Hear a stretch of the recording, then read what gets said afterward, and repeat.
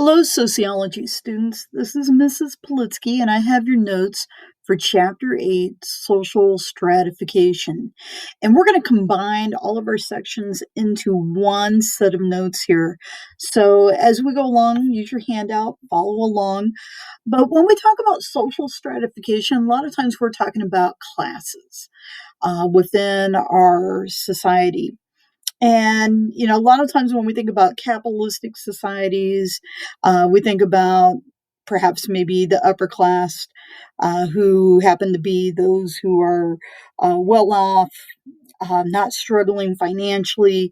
We have our middle class who typically are maybe educated, have well paying jobs. And then we have our underclass, those people who are either laboring at a very low wage or those people who are struggling to find work at all. And we're going to take a look at some of that. We're going to kind of take a look at it more in today's terms. So, anytime we talk about social stratification, this is the division of society into classes, ranks, or categories of some type based on certain characteristics. You can have a closed system, which basically means that the movement between the stratas or the levels is impossible, meaning that a person is assigned a status at birth and remains at that level throughout life. When you think about a closed stratification system, you might think about the caste system that for years was kind of defining society and its relationships in India.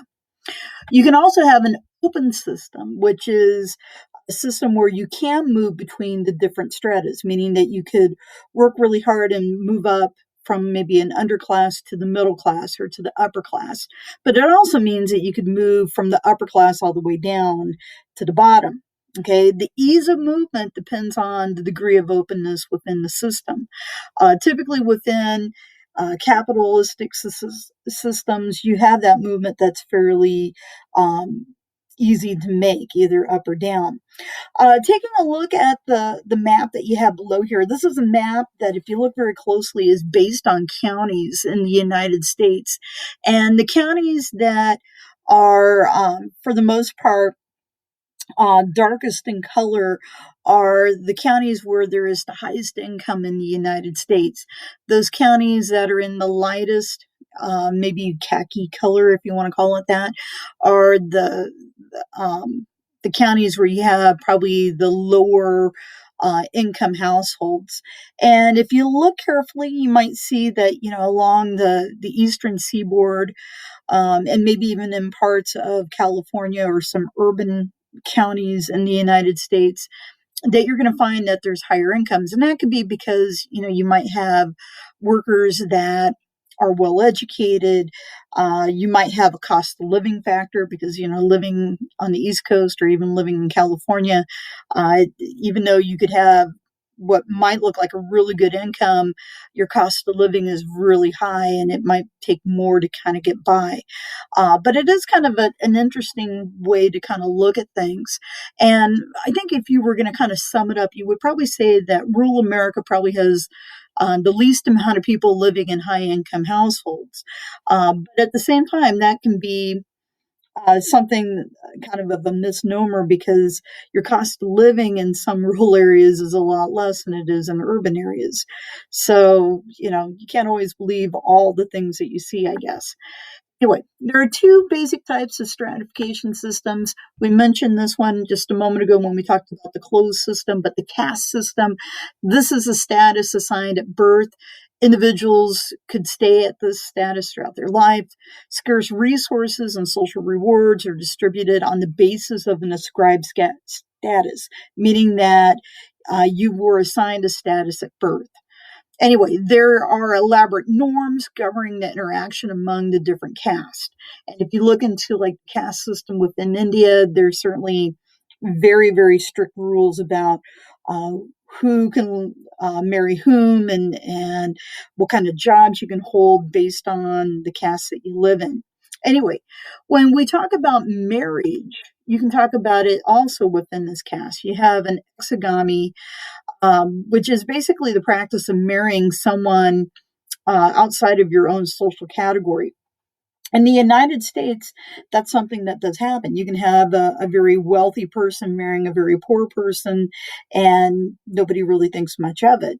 But if you're in a strict caste society, what you're probably going to find is more in common with letter B here, endogamy, which is this idea that you marry within your own social class or your caste. So a person who is like in India, who might be of the Brahmin caste, which is the highest of all castes, typically will marry someone else who is a Brahmin. And the same goes with the other stratas that you have here. A lot of times, this is done by having parents prearrange these marriages when children are very, very young. And then once they come of age, then they're paired up for marriage for the rest of their lives. Anyway, that's the caste system. We can also have a class system. This is the distribution of scarce resources and rewards that is determined on the basis of an achieved status. An achieved status is something that you earn. It's not something that you're born with, but it's something that you achieve as you are out there in the working world working hard. Anyway, individuals have some kind of control over their place in the strata system by their talents, their opportunities, their efforts. All those kind of things can contribute to whether they move up or down within the strata system. Okay, that's probably more in common with the United States. Anyway, one way to kind of look at some of this is maybe through what we call a population pyramid. Okay, a population pyramid is basically a way to look at the population of a group of people, or a city in this case, or a country, based on different age categories. So whenever we take like our census in the United States, they might ask the ages of the people living in your household, and from there they can kind of get an idea of maybe how many people um, are living in the United States that are under the age of 10 or under the age of 20 or so forth. If you take a look up here in the upper left-hand corner, we have kind of a population pyramid for the United States.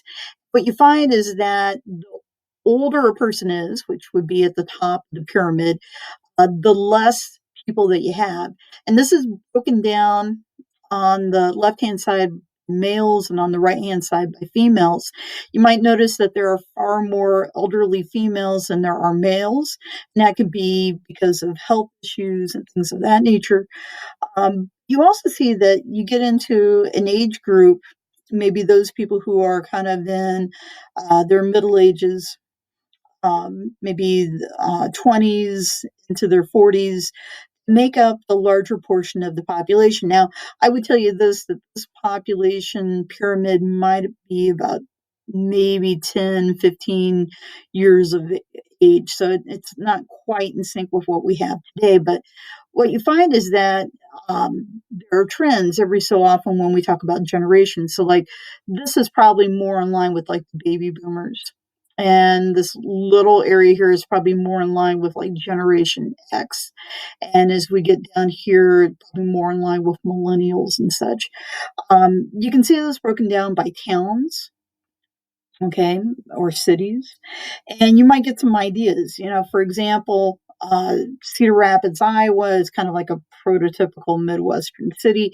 A lot of baby boomers in this area, your elderly population living a little bit longer compared to Detroit, very urban area. You have, yeah, a boom, but you also have an area here where you have a lot of younger people in comparison to the elderly. Honolulu, Hawaii, you have an aged population that has done very well, but you also have that group of boomers in between. Laredo, Texas, which is along the border between the United States and Mexico, you have a lot of young children in comparison to adults. You can look at, for example, Lawrence, Kansas, which is a university town. This is where the University of Kansas is. And you get into this area here where you have college age students, which, are really kind of out of sync compared to the rest of the population. You have Naples, Florida, which is predominantly a retirement area, and how many elderly people you have in comparison to young people. Or you can have Onalaska, Alaska, where you have a lot of men who are working within the oil industry or within the fishing industries, and how many more men you have in comparison to women. It tells an interesting story, and certainly you kind of have an idea maybe what's happening within a community just based on these. It kind of tells you the rest of the story. One of the things I am going to have you do is take a look at this video, and I'm going to post this on Classroom here. Kind of get an idea a little bit more about why we use these pyramids to kind of predict what's going to happen in our country. And this kind of has bearings on economics and things of that nature. Anyway, American class system, when we talk about what's happening in our own country, it's more than just upper and middle and lower class. There's actually many stratas in between, and for the most part, these are probably the big ones. They're basically 6 levels, and it is kind of based a little bit on upper, middle, and lower. But for upper class, for the most part, this would be those people in our society or in our country that are basically the wealthiest. And truth be it, they only make up about 1% of the entire population. That's not a lot of people. But these are the people that have probably received prestigious educations, meaning that they've gone to the Ivy League schools like Harvard and Yale and such. These are heirs. These are people who have inherited a lot of money. And it's not necessarily new money, though it could be, but a lot of it's money that's been held by families for generations. It could be investors. These are those people who are out there, entrepreneurs, people putting money into the market who have made a boatload of money and have obviously found themselves very wealthy. It can also mean some top executives, people who have risen to the top of their companies and have earned really high salaries. They make up a very small portion of our entire population. Okay, below that is our upper middle class, and that's about 14% of the population.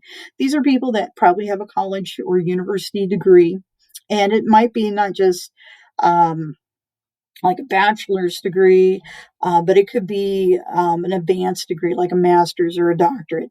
These are people who are business executives, meaning that they are running companies. They could be entrepreneurs, but they're also professionals. These are people that might be doctors and lawyers and such. Okay, but they're probably the more elite levels of that. All right, there is the lower middle class, which is about 3% of our population. This is a good chunk of our people living in our country. They have high school and college degrees. Not all people who are working in the middle class have gone off to college. And so we need to kind of figure that in. But these are people who might be lower level managers. They might be skilled craft workers. These are people that are probably making good money, but yet at the same time, if they find themselves unemployed for a time, they could be hurting and being strapped financially very quickly. You have the working class. This is about 30% of our population here in the United States. So between the lower middle class and the working class, that's 60%. That's more than half of our Americans. Again, kind of like the lower middle class, they have high school degrees. Many of them are graduates. They might also have college degrees as well. Some of these are people who are factory and clerical workers. Some of these are lower level sale jobs. But these are people that, again, if they were in a bad situation, economically, they could be within a paycheck or two of being hurt financially, meaning that they could lose their home and lose their vehicles or whatever they have financed. Our working poor, this is kind of considered the lower class, 22% of our population. So we have people that are in this, strata that have maybe a high school diploma, maybe some level of high school education. Maybe they didn't graduate, but they are laborers. These are people who are working. They are service workers. They are domestic laborers, meaning that they are people who work within the home and such. These are people that, again, if the economy turns to the worst, that they are going to be hurt substantially. And then finally, we have our underclass. These are the poorest of the poor. It's about 3% of our population. Some of them have a high school education, but some of them don't. They are kind of stuck in the undesirable, low paying jobs.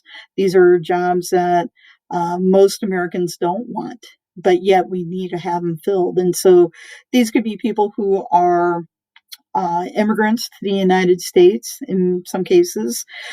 Some of these people are unemployed, okay, have been on welfare for some time, may not be actively seeking employment, even though the economy might be uh, good and it might be favorable for them to go and seek that. But this is what our country kind of looks like. And in some cases, it's really hard to distinguish when we start looking at some of these classes where people really fit in. And that's kind of the craziness of our class system here in the United States. You can actually have a neighbor who looks like they're doing really well, but if you start looking at their income, they might be borderline in the underclass of society. So mentions of social stratification. These are the three things that kind of make up this. And, the question would be, which one is more important? But I would say, a combination of three is kind of where this is coming from. Wealth is one of these. It's made up of your assets. This could be anything of value that you have. That could be your car, that could be a home, any kind of equipment that you use or tools that you use to make a living. Okay, this is income. This is money earned through salaries, investments, or other capital gains. In our country, wealth is concentrated among a very small number of people.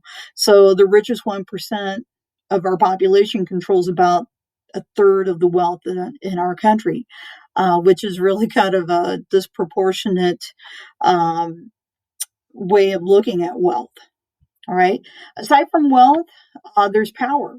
This is the ability to control the behavior of others with or without their consent, meaning sometimes you can control others by having them comply, but sometimes you can force your authority upon somebody else and you can control their behavior regardless.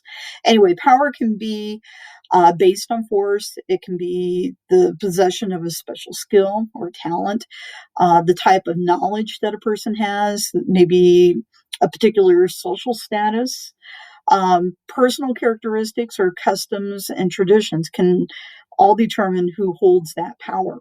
Okay. And then finally, there's prestige.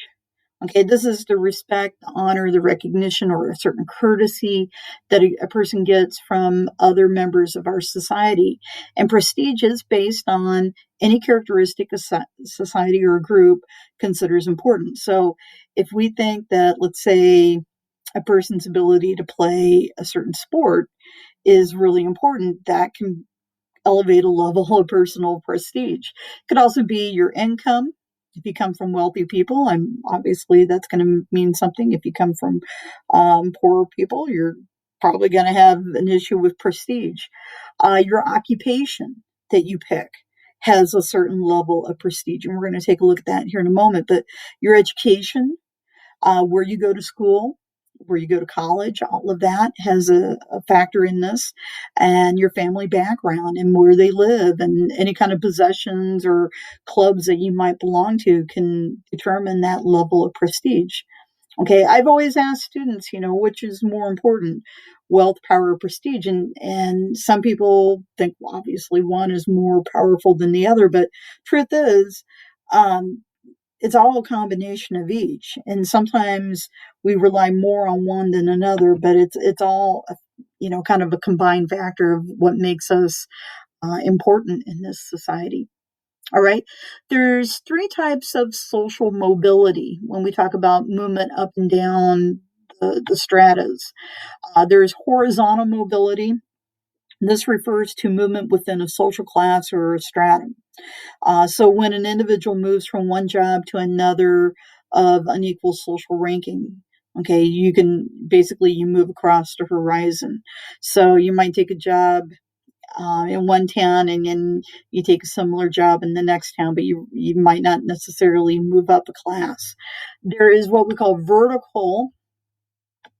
We can move in this vertical mobility. This is a movement between different classes. So this can, meaning that you're moving into maybe a higher or lower position in society. So usually, if you have more work experience, you can kind of move up. Um, the vertical ladder, if you want to call it that, as far as your power, your wealth, your prestige. And then finally, we have what we call an intergenerational mobility. And this is like from generation to generation. Statuses, um, differences between generations of the same family. So you might have a family of immigrants that comes into this country and they're poor, but for every generation that comes by, they get more educated and they take on more prestigious jobs. And the next thing you know, they rise up. Okay.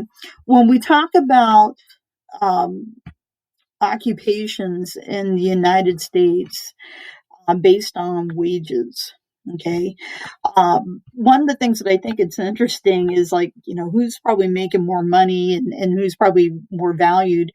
I always kind of have to kind of laugh when I talk about registered nurses.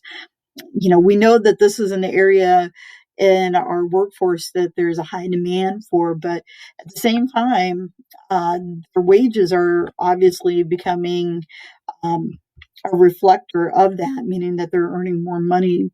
It used to be thought that, nursing was primarily for women, but there's a need for men to be involved in that, and hence that demand for personnel that have this degree has brought the wages upwards. So that's kind of a positive thing. But if you look at other occupations, you can kind of see, where that kind of all falls. All right. Moving onward, when we talk about prestigious occupation, there have always been lots of surveys that have gone out to kind of, rank some jobs as far as the amount of prestige. I think it's interesting, if you take a look at this column here, the ratings of some of the, people as far as what is the greatest prestige. When your house is on fire, obviously a firefighter is, someone you want to have in your corner, along with doctors and such. When we talk about lawyers, there's always a question about their prestige because there's a lot of jokes and things like that. But you can go on down, and you can kind of see where some people see where these people are located. Needless to say, and if prestige is important, might make a difference when people start picking their occupations that they want to be involved in. Sometimes prestige isn't all about it. Sometimes it's all about wealth. You never know. Occupations that are most in demand, when we talk about technology, that's something that's important. At least in this survey, if you take a look here, when you talk about the ability for people to use technology and such, that might make a difference as far as the demand for occupations. And there are different resources that you can go and seek out as far as like looking at potential occupations that that you're going to be able to be hired in the future. So anyway, when we talk about poverty, this is a standard of living that is below the minimal level considered adequate by society. This level varies from year to year, and I put the 2020 federal poverty levels out here. When you look at the column, it's right here at the 138th percentile. This is the column that is predominantly used when we talk about determining whether or not somebody is living in poverty. Okay, so when we talk about the poverty line, this is the minimum annual income needed for a family to survive. And really, this is determined by the Department of Agriculture. And what they look at is how much it's going to cost to feed a family. Okay, typically a family of four. So if we were looking at the poverty levels, this is for a number of four people in a household. Anybody who's living under 35,000 $535 a year in the United States currently. That would be a family that would be living under the poverty line, and hence they might qualify for benefits. So that might be like SNAP benefits, which is basically food stamps and such. But for the most part, again, if you take a look at the map, again, based by counties, um, areas that are in the darker red are the counties in the United States that see the most poverty. And if you start looking at it, you might be drawn to the deep south or to the border between Texas and Mexico. But if you look, kind of in the Midwest, uh, areas where you have Native American reservations, so like in parts of South Dakota and North Dakota, even in Nebraska, Thurston County would be part of that, Kiapaha, okay, Brown County, in that vicinity. These are areas that you're going to find higher rates of poverty. Again, areas where there might be some urban areas, you might see a higher standard of living. I'm going to point out this county where my cursor is, that's Platte County. That's where you're at. County above that, that's Madison County. We're sitting pretty good as far as number of people living in poverty. It's a pretty low number. But if you get into states like Arkansas, or down in Mississippi, there are quite a few counties and quite a few people that are probably living in poverty. Arizona, if you take a look at this region right here, this is the Navajo Reservation. Okay, so there's a considerable amount of people in this state that is also living in poverty. So just kind of interesting to break it down by the numbers. Anyway, the largest gender living in poverty are women. Okay. And for the most part, female headed households account for about half of all poor families, meaning that if a woman is heading up a household, meaning that there's no father in the household at all, and she's raising her children, more often is the case is that household is probably going to be struggling financially. Okay. Children of all groups make up the largest group of people living in poverty. So, we don't really think about adults so much, but the people who are probably the silent victims of poverty are kids because they really don't have a choice. They're too young to go out and get a job. And if mom is struggling or if a parent is struggling, they're going to be the ones that are going to probably feel it the most.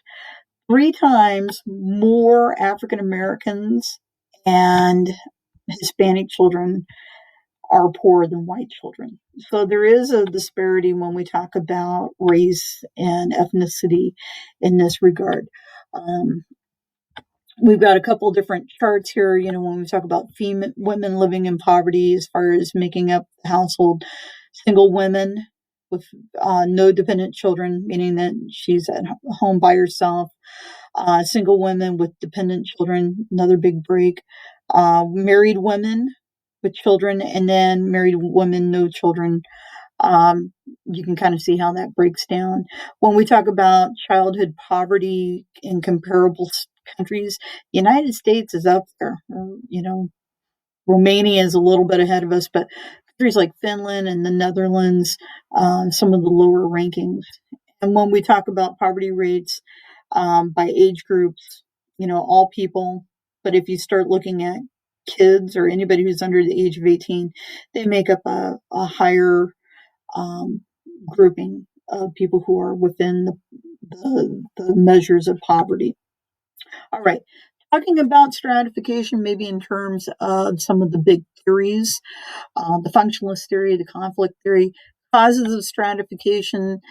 This is because it's needed to help society function smoothly by ensuring specific rules, meaning like there is a reason why we have classes and everybody's got a job or a role to fulfill in society.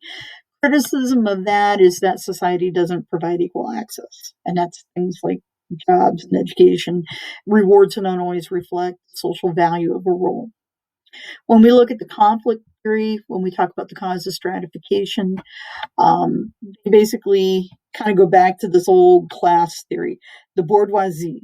Okay, if you go back and talk about Karl Marx, um, they are the people who are the owners of like the means of mechanization and such, and they exploit and control the workers, or AKA the proletariat, to maintain their own wealth and power. And so groups compete for scarce resources um, with power and that they use to make that happen. But it's all kind of the whole prototypical class conflict concept.